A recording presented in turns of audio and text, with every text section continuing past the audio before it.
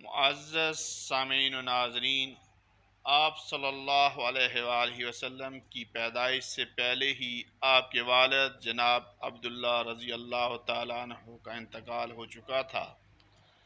جب 6 سال کے ہوئے تو آپ کی والدہ ماجدہ حضرت آمنہ رضی اللہ تعالیٰ عنہ کا بھی انتقال ہو گیا۔ اس کے بعد آپ کے دادا عبد المطلب نے آپ کی پرورش کی۔ عبد المطلب کے جذبات میں پوتے کے لیے ایسی رقت تھی کہ ان کی اپنی حقیقی اولاد میں سے بھی کسی کے لیے ایسی رقت نہ تھی۔ چنانچہ قسمت نے آپ صلی اللہ علیہ وسلم کو تنہائی کی جس صحرا میں لا کھڑا کیا تھا، عبد المطلب اس میں آپ صلی اللہ علیہ وسلم کو تنہا چھوڑنے کے لیے تیار نہ تھے، بلکہ آپ صلی اللہ علیہ وآلہ وسلم کو اپنی اولاد سے بھی بڑھ کر چاہتے اور بڑوں کی طرح آپ صلی اللہ علیہ وسلم کا احترام کرتے تھے۔ لیکن ابھی زیادہ عرصہ نہ گزرا تھا، صرف آپ کی عمر 8 سال 2 مہینے 10 دن کی ہوئی تھی کہ حضور صلی اللہ علیہ وآلہ وسلم کے نازک دل کو ایک اور ٹھیس لگی اور دادا عبد المطلب کا 82 سال کی عمر میں مکہ میں انتقال ہو گیا۔ دادا وفات کے وقت اپنے یتیم پوتے کو اپنے بیٹے ابو طالب کے حوالے کر گئے، جو آپ صلی اللہ علیہ وسلم کے والد عبداللہ کے سگے بھائی تھے۔ ابو طالب پختہ عمر کے تھے، ان کی شادی ہو چکی تھی، لیکن اس وقت ان کا صرف ایک ہی کم سن بچہ طالب تھا۔ بعد میں انہی سے دوسرے بہن بھائیوں کے ساتھ بالترتیب حضرت علی رضی اللہ تعالیٰ عنہ بھی پیدا ہوئے۔ دونوں میاں بیوی نے بھتیجے کو ہاتھوں ہاتھ لیا اور حقیقی بیٹے کی طرح پرورش کرنے لگے۔ حضور صلی اللہ علیہ وآلہ وسلم کو ماں کی ممتا ہی نہیں، باپ کا پیار بھی مل گیا اور کھیلنے کے لیے ایک چھوٹا سا بھائی بھی۔ کمسن محمد صلی اللہ علیہ وسلم کی زندگی کا نیا دور شروع ہو چکا تھا۔ جناب ابو طالب اپنے بھتیجے سے بے انتہا محبت کرتے تھے۔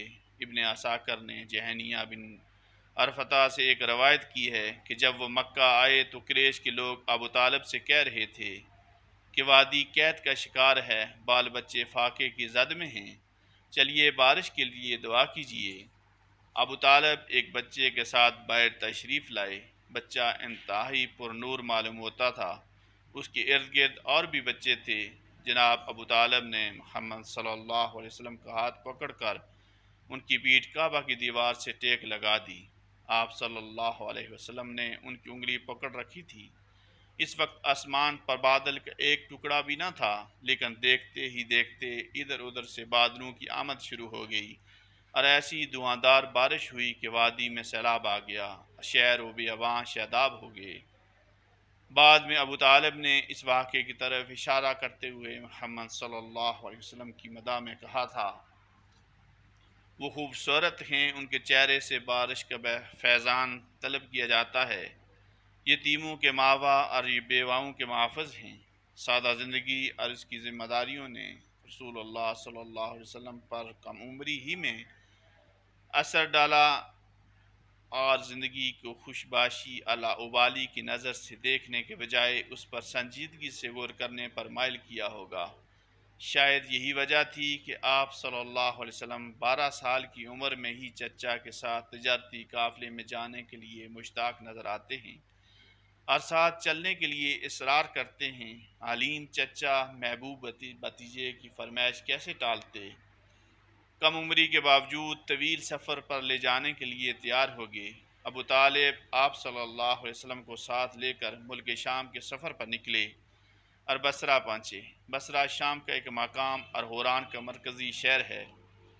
اس وقت یہ جزیرۃ العرب کے رومی مقبوضات کا دارالحکومت تھا۔ اس شہر میں جرجس نامی ایک راہب رہتا تھا۔ جب قافلے نے وہاں پڑاؤ ڈالا تو یہ راہب اپنے گرجے سے نکل کر قافلے کے اندر آیا اور اس کی میزبانی کی، حالانکہ اس سے پہلے وہ کبھی اپنے گرجے سے نہیں نکلا تھا۔